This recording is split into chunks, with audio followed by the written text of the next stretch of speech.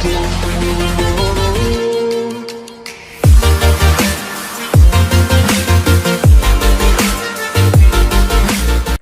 Friends, welcome. मैं सल्फनीतू। आज हम करने वाले हैं वृद्ध अवस्था के बारे में, यानी कि बूढ़े होने के बाद हमको कौन कौन सी प्रॉब्लम्स को फेस करना पड़ता है, ये टॉपिक आज हम कवर करेंगे। सबसे पहले मैं बताऊंगी कि वृद्ध अवस्था कौन सी होती है, यानी कि हम बूढ़े हो जाते हैं तो स्टेज जो होती है वो क्या होती है और कौन सी उम्र में आकर आपको रखा जा सकता है कि आप अब जो है वृद्धावस्था की स्टेज पर पहुंच चुके हो। यानी देखो, हम लोग जो है कई सारे व्यक्ति होते हैं जो कि 100 साल तक या 100 से ज़्यादा साल तक भी जीते हैं, लेकिन एक स्टेज ऐसी आती है, एक उम्र ऐसी आती है जब हम उनको कह सकते हैं कि हाँ जी तुम बूढ़े हो चुके हो। तो मैं आपको बताऊंगी कि कौन सी उम्र जब तुम्हारी हो जाती है तब हम आपको कह सकते हैं कि आप बूढ़े हो चुके हो। ठीक है, सबसे पहले हम लोग बात करते हैं वृद्धावस्था के बारे में। ठीक है, सबसे पहले मैं उसके इंट्रोडक्शन के बारे में बता दूं। ठीक है, टॉपिक लिखती हूँ अभी मैं।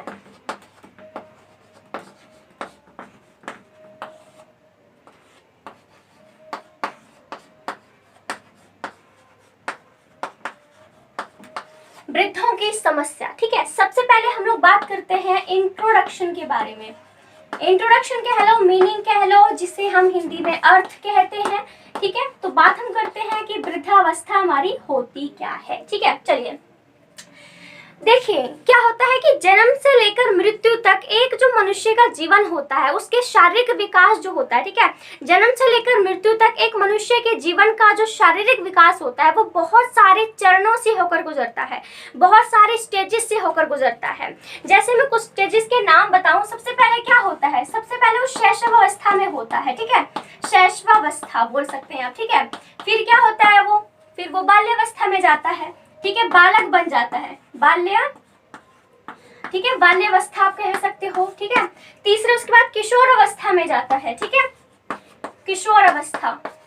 देखो यहाँ पर मैंने बाल्यावस्था जो सॉरी किशोरावस्था, शैशवावस्था और बाल्यावस्था का है, जिसका संधि विच्छेद करोगे तो बाल्य अवस्था बन जाएगा। जैसे हमारा किशोर अवस्था कह सकते हो, यानी स्टेज कह सकते हो। ठीक है, ये सिचुएशन जो भी आप कह सकते हो। ठीक है, तो पहले क्या होता है, एक मनुष्य पहले माँ के पेट में होता है। माँ के पेट में जब वो 9 महीने रहता है तब उसको शैशवावस्था कहते हैं। ठीक है, दूसरा बात है बाल्यावस्था, जब वो पैदा हो जाता है। ठीक है, उसके बाद हमारा आता है किशोरावस्था, यानी कि 14 से 18 साल के बीच में हमारी जो उम्र होती है उसको किशोरावस्था कह सकते हैं। ठीक है, उसके बाद हम हो जाते हैं युवा।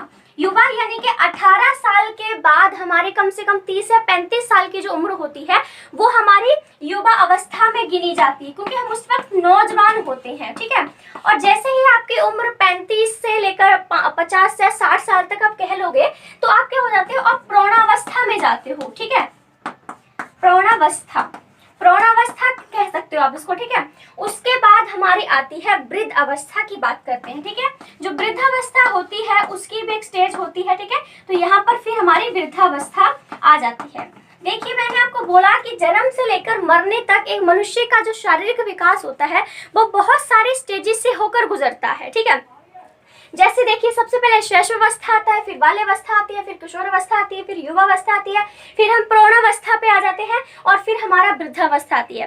प्रौढ़ावस्था जब हम अधेड़ उम्र के हो जाते हैं, ना बूढ़े होते हैं ना जवान होते हैं, मिडिल के हम जो लोग होते हैं उसको हम प्रौढ़ावस्था कहते हैं। ठीक है, तो इस प्रकार से आपको भी पता है कि वृद्धावस्था क्या होती है। वृद्धावस्था वो होती है जिसमें हमारा जो शरीर होता है बहुत ही कमजोर हो जाता है। हम अपने काम जो है अपने आप इतने ज्यादा अच्छे तरीके से ज्यादा हम काम कर ही नहीं पाते हैं। हमें अपने बच्चों पर या दूसरे लोगों पर जो है डिपेंड रहना पड़ता है, क्योंकि जवानी में हम लोग जो काम करते थे, जो फुर्ती जो चुस्ती सब कुछ था, वो अब बूढ़े होने पर खत्म हो चुकी है। वृद्धावस्था इसी को तो कहते हैं। लोग अब हमें जो है हमारे नाम से नहीं, कई बच्चे में बूढ़ा बुढ़ा इस तरह के नामों से बुलाते हैं, तो वो एक हमारी वृद्ध अवस्था होती है जिसमें हमारी आंखें कमजोर हो जाती हैं। बहुत कुछ चीजें हमें वृद्धावस्था में जब आप भी कभी आओगे तो आपको भी वो चीजें फेस करनी पड़ेंगी। ठीक है, तो यही तो हमारी वृद्धावस्था है। आप जिस भी स्टेज का नाम ले लो उसके बारे में बताना ही तो है हमको। देखो, यहाँ पे बताना था कि वृद्धावस्था क्या होती है। वृद्धावस्था वही होती है जिसमें हमारा शरीर कमजोर हो जाता है, दूसरों पर डिपेंड रहना पड़ता है, हम अपने आप कुछ भी नहीं कर पाते हैं। ठीक है, और बहुत सारी बीमारियां भी हमको लग जाती हैं। तो ये हमारा इंट्रोडक्शन हो जाता है कि वृद्धावस्था हमारी होती क्या है। अब हम बात करते हैं कि वृद्धावस्था में जब आप बूढ़े होने के स्टेजेस में चलना शुरू हो जाते हो या बूढ़े हो जाते हो तो आपको ऐसी बहुत सारी दिक्कतें हैं, बहुत सारी प्रॉब्लम्स हैं जो आपको फेस करनी पड़ती हैं। जो लोग बूढ़े होंगे अगर वो इस वीडियो को देख रहे होंगे ऐसे जी, ठीक है, तो वो चीज़ समझ रहे होंगे क्योंकि उनको पता है कि क्या क्या दिक्कतें। हम लोग तो नौजवान हैं, हमको किसी चीज़ की भी खास कोई दिक्कत नहीं है क्योंकि हमारा गर्म खून है, हमारे हाथ पांव सही सही सलामत है और हम कुछ भी कर सकते हैं। पेरेंट्स जो हैं पैसे पूसे देने से मना करते हैं तो घर से निकल जाते हैं कि हम खुद कर लेंगे, लेकिन जो बूढ़े होते हैं जिसका शरीर ही काम नहीं करता, चलना फिरना बंद हो जाता है, वो कहाँ जाए। ठीक है, ये चीज़ आपको समझनी चाहिए। तो इस प्रकार से बहुत सारी जो समस्याएं होती हैं उनको फेस करनी पड़ती है और बहुत सारी चीज़ों को उन्हें टॉलरेट करना पड़ता है, बहुत सारा एडजस्ट भी उनको करना पड़ता है। अब हम बात करते हैं कि वृद्धावस्था में कौन कौन सी प्रॉब्लम्स होती हैं जिनको जो बूढ़े लोग होते हैं उनको फेस करना पड़ता है।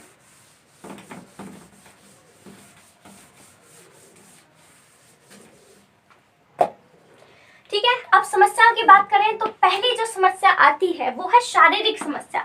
ये सबसे नॉर्मल और सबसे पहली समस्या है। ठीक है, शारीरिक समस्या की बात करते हैं।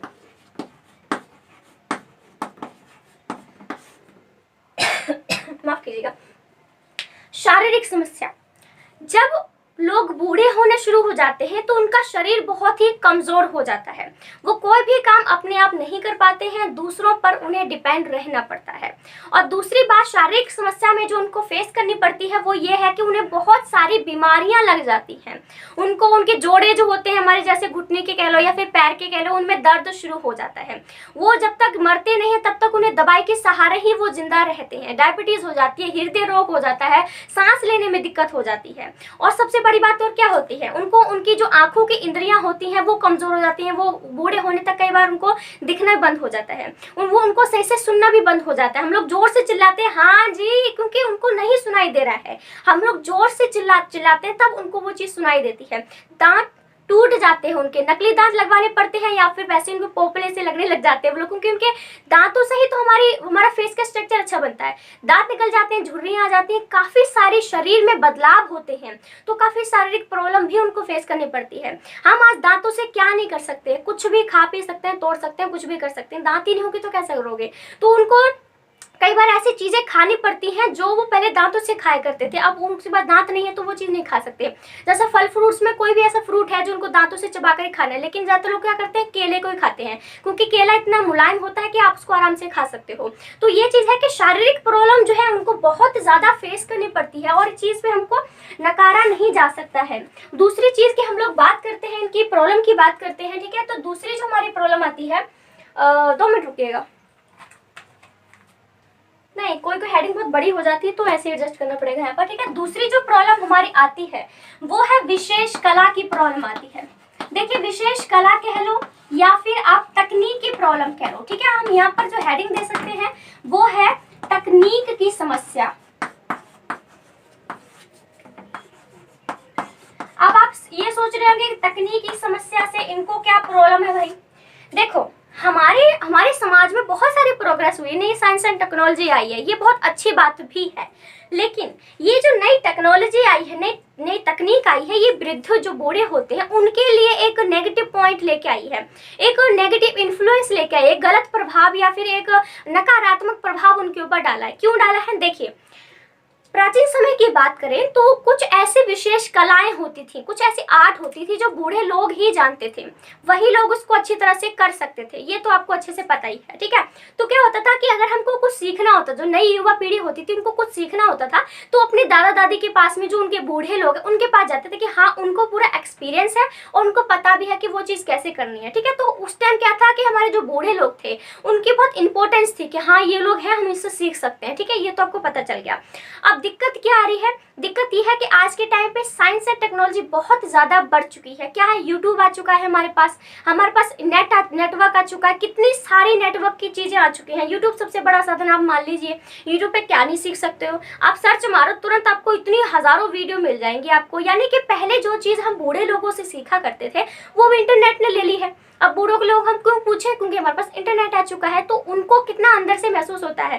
पहले भले ही हम उससे कोई चीज़ सीखते थे तो कितना टाइम स्पेंड भी करते थे उनके साथ में, उनको अच्छा लगता था कि हाँ हमारे साथ हमसे सीखने, हमारे बैठे हैं, 2-4 बातें करी, उनका टाइम भी पास हो जाता था। आज के टाइम पे देखो बच्चे फोन में लगे रहते हैं, नेट से सीखा चल भाई हो जाता है, कौन बड़े बूढ़े से कोई कुछ नहीं पूछता। तो ये दिक्कत उनको हम लोग बोले तो उनको ये चीज हमें फेस जो है वो करनी पड़ रही है। नेक्स्ट पॉइंट की हम लोग बात करें तो हमारी एजुकेशन को लेकर भी हमें इसमें पॉइंट जो है वो ले सकते हैं, यानी शिक्षा का प्रसार।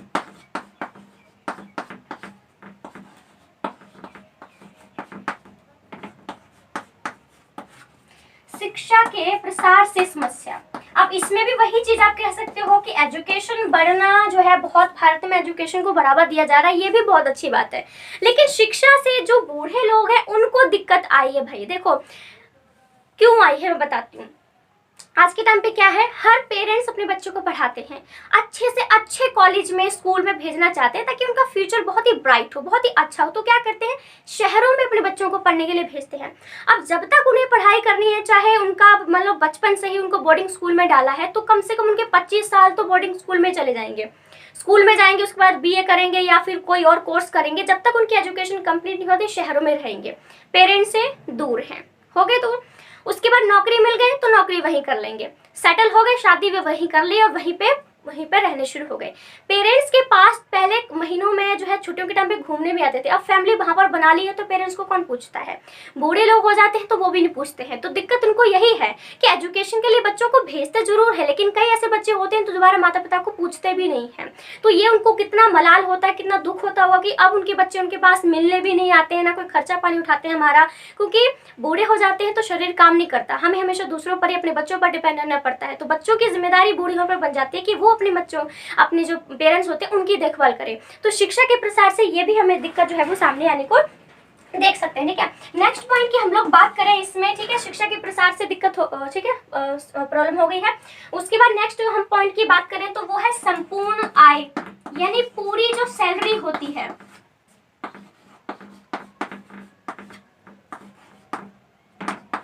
संपूर्ण आय, बच्चों पर खर्च। देखिए क्या होता है कि आज के टाइम पे सेविंग करना तो बहुत ही मुश्किल है, कोई भी चीज की बचत करना, पैसे की स्पेशली बचत करना बहुत ही मुश्किल हो चुका है, क्योंकि खर्चे बहुत बढ़ चुके हैं। फैमिली में मेंबर होते हैं, हर किसी की अपनी ख्वाहिशें होती हैं, कुछ ना कुछ उनको जो है चाहिए होता है, और हर चीज पैसे से ही आती है आज के टाइम पे। तो ये सच्चाई है, ठीक है, इसमें कोई इग्नोर नहीं कर सकते हो आप, ठीक है। तो दिक्कत क्या है कि जो पेरेंट्स होते हैं अपने बच्चों को बहुत ही अच्छा फ्यूचर देना चाहते हैं, अच्छे से अच्छे स्कूल कॉलेज में उनको पढ़ाना चाहते हैं, तो क्या करते हैं, सारा जितना अभी तक उन्होंने जमा पूंजी की हुई है, जितना भी उन्होंने बचत की हुई है, सब बच्चों पर उड़ाल देते हैं, बच्चों पर खर्च कर देते हैं ताकि उनका फ्यूचर ब्राइट हो, वो अच्छे से जिंदगी को बिता सके।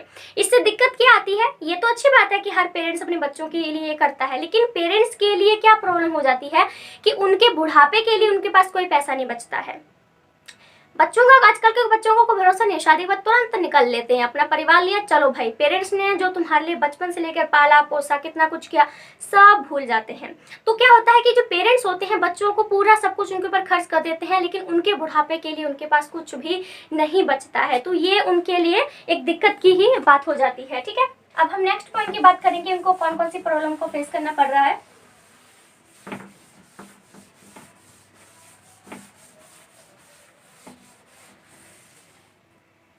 मैं आपसे एक चीज और कहना चाहूंगी कि मैं हिंदी के हो गए, सोशियोलॉजी हो गए, पॉलिटिकल के जो टॉपिक्स हैं उनको करवाती हूँ। अगर आप चाहते हो कि मैं रीजनिंग के भी वीडियोस डालना शुरू करूँ तो आप मुझे कमेंट करके बताइएगा, क्योंकि मेरे पास कुछ रीजनिंग की ट्रिक्स भी हैं जिनके माध्यम से आपको चीज़ें सॉल्व करना आसान हो जाएगा। वैसे तो यूट्यूब पे बहुत सारी वीडियोज़ हैं, लेकिन अगर आप चाहते हो कि मैं भी रीजनिंग के कॉन्टेंट को भी कंटिन्यू करूँ, उसको चलाना शुरू करूँ, तो आप मुझे कॉमेंट करके ज़रूर बताइएगा, क्योंकि हर किसी का होता है मन, कोई किसी से सीखना चाहे। अब हम करते हैं पांचवें पॉइंट की बात, यानी पांचवें पॉइंट में उनको किस चीज की जो दिक्कत है उनको फेस करनी पड़ती है, तो वो है हमारी संयुक्त परिवार, ठीक है, ज्वाइंट फैमिली का टूटना, ठीक है।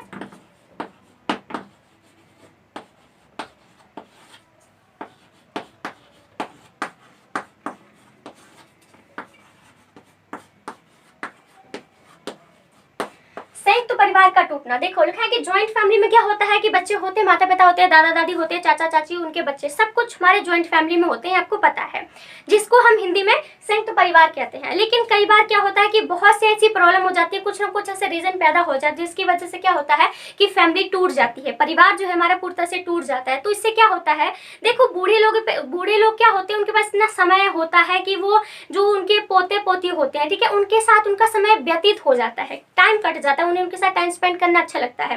लेकिन जैसे ही ज्वाइंट फैमिली टूट जाती है तो क्या होता है कि जो बूढ़े लोग होते हैं, जो माता पिता बूढ़े माता पिता होते हैं, वो पूरे अकेले पड़ जाते हैं। ना उनका बेटा रहा, ना पोता पोती है, ना बहू, सब लोग अपने निकल गए, ठीक है। तो संयुक्त परिवार से बूढ़े लोगों पर कितना इफेक्ट पड़ता है आप आराम से देख सकते हो। बड़ी फैमिली होती है तो कोई ना कोई उनको देख लेता है, लेकिन जब एक एकल परिवार में चले जाते हैं, एक अकेले परिवार में, जिसको हम लोग न्यूक्लियर फैमिली कहते हैं, तो वहां पर देखभाल करने वाला उनकी कोई नहीं होता। स्पेशली जब हो जाए कि जब पति और जो पत्नी दोनों ही बाहर काम पर जाएं, तो फिर सारी जिम्मेदारी घर की जो बूढ़े माँ बाप होते हैं उन पर ही आ जाती है। तो ये भी उनको प्रॉब्लम जो है वो करनी पड़ती है। उसके बाद जो हमारा आता है वो है वृद्ध स्त्री है या पुरुष है, इस पर भी प्रॉब्लम क्रिएट होती है। वृद्ध स्त्री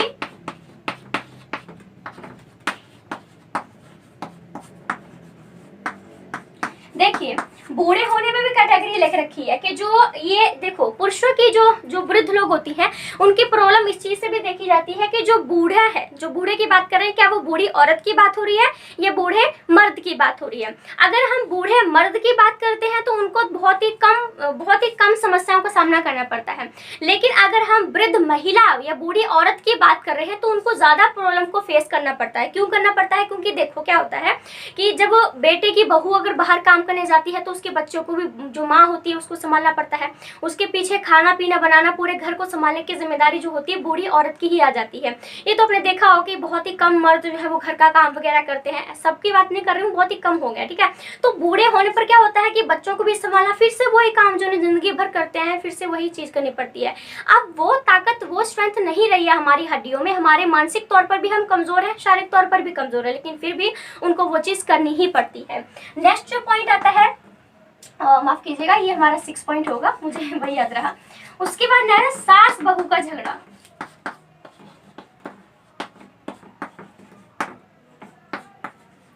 देखिए, सास बहू का झगड़ा भी वृद्ध लोगों के बीच में एक प्रॉब्लम ही क्रिएट करता है। क्यों क्रिएट करता है? क्या होता है कि जब बेटे की शादी हो जाती है, पुत्र वधू आ जाती है, बहू घर में आ जाती है, तो उस प्रकार से क्या होता है, अगर बहू के आने के बाद जो उनका बेटा है अपने माँ बाप पे कोई पैसे खर्च भी करता है तो बहू बड़ी बोलती है, पुत्र बहू बोलती है कि तुम सारे पैसे उन पर वेस्ट कर रहे हो। तो कई बार जो पति लोग होते हैं पत्नी की बात में आ जाते हैं, चलो भाई निकल लिए, अपने पेरेंट्स को अकेला छोड़कर चले जाते हैं।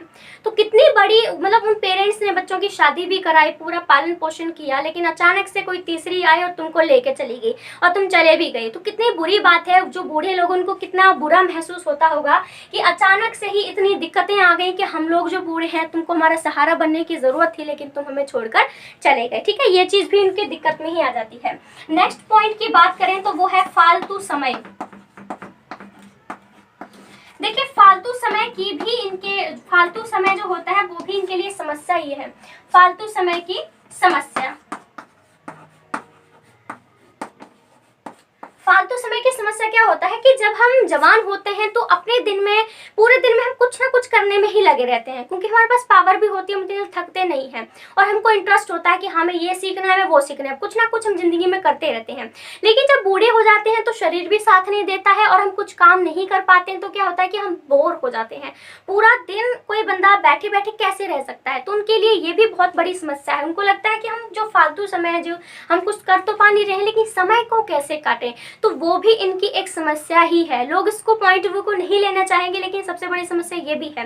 बूढ़े लोग क्या करते, कभी उधर घूम के आ गए, 2-4 बातें इधर मार ली, उनका टाइम पास नहीं हो पाता है क्योंकि वो काम नहीं कर पाते हैं। लेकिन क्या करें, है तो मानसिक तौर पे तो जिंदा है ना, शरीर तो काम नहीं कर रहा है, लेकिन मन तो उनका काम कर ही रहा है ना, ठीक है। तो इस प्रकार से फालतू समय की भी उनके पास बहुत बड़ी समस्या होती है, ठीक है। और 9th पॉइंट की हम लोग बात करते हैं तो एक क्या होता है इसमें, जो युवा पीढ़ी होती है, जो जनरेशंस होती हैं, उनके बीच में भी डिफरेंस पाया जाता है, ठीक है। 2 जनरेशन अब हो जाती है नई पीढ़ी की, उनके बीच में डिफरेंस हो गया, ठीक है।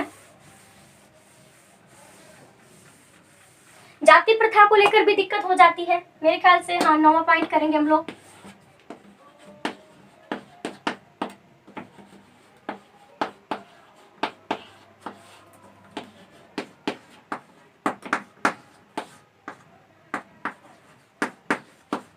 नई पुरानी पीढ़ी की समस्या। नई पुरानी पीढ़ी की समस्या भी आप देख सकते हो, क्योंकि आज के वक्त में नई पीढ़ी और पुरानी पीढ़ी जो होती है उसके बीच में डिफरेंस आपको देखने को मिलेगा।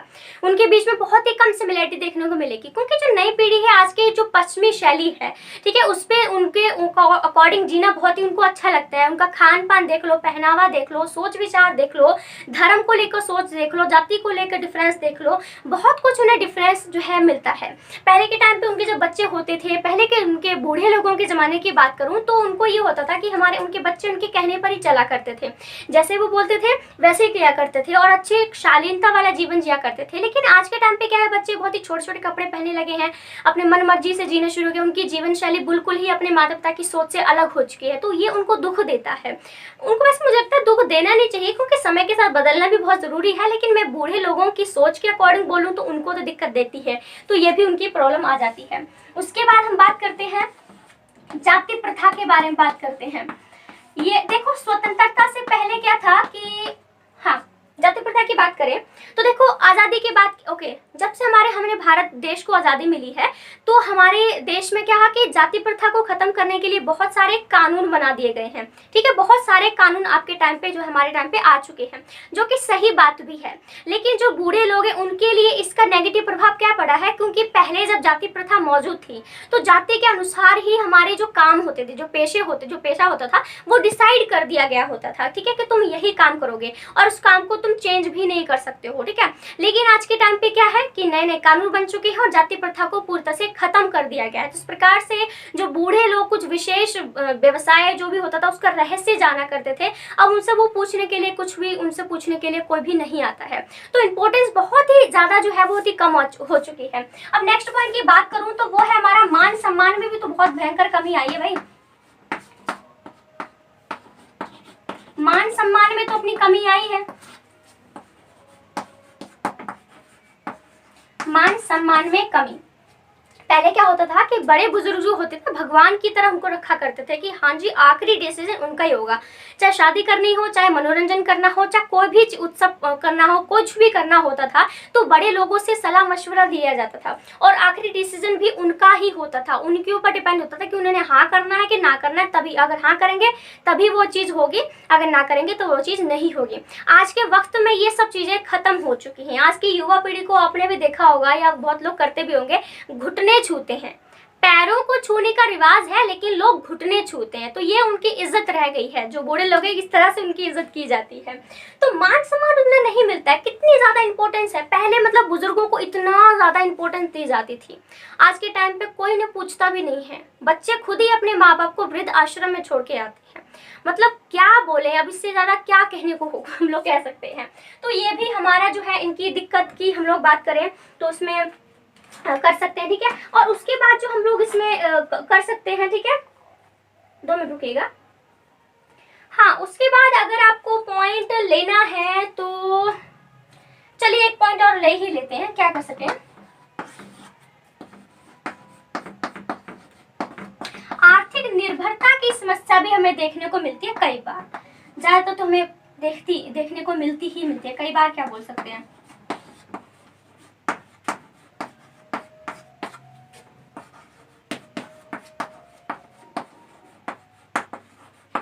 आर्थिक निर्भरता की, यानी कि इकोनॉमिक जो डिपेंडेंसी होती है, ठीक है, क्या है कि उसकी भी समस्या देखने को मिलती है।